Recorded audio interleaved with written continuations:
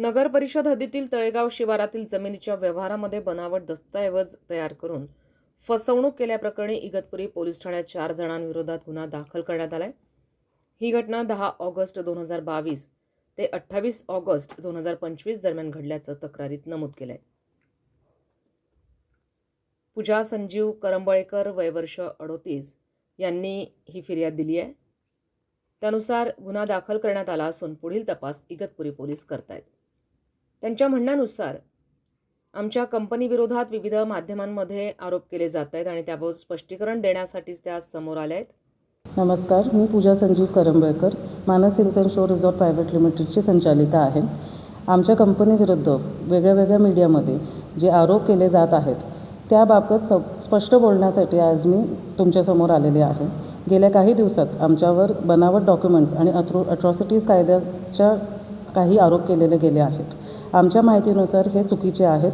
सत्य कायदेशीर प्रक्रियेतून हे समोर येतीलच।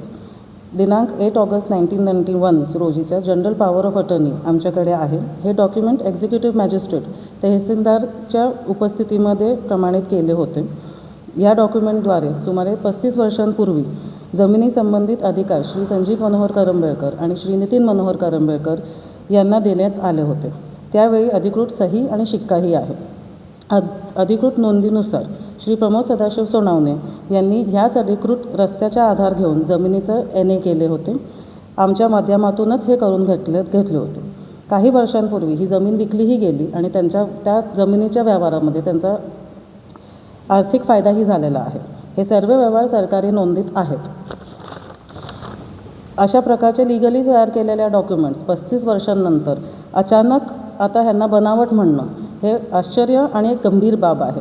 आमच्या ह्या जमिनीबाबत एक गंभीर FIR ही इगतपुरी पोलीस स्टेशनला नोंद केलेला आहे आणि त्या व्यवहारामध्ये मिलिंद रामभाऊ कांबळे, धीरज निकम, संदीप जगताप आणि AI शेख नोटरी यांचे आरोपी म्हणून नाव ठेवलं। याच काळात आमच्यावर हे आरोप होत आहेत। यामुळे ह्या सर्व गोष्टी एकमेकांशी संबंधित आहेत आणि आमच्यावर दबाव टाकण्याचा प्रयत्न केला जात आहे अशी आमची आणि ह्याच्यावर कारवाई होईल अशी आमची विनंती आहे।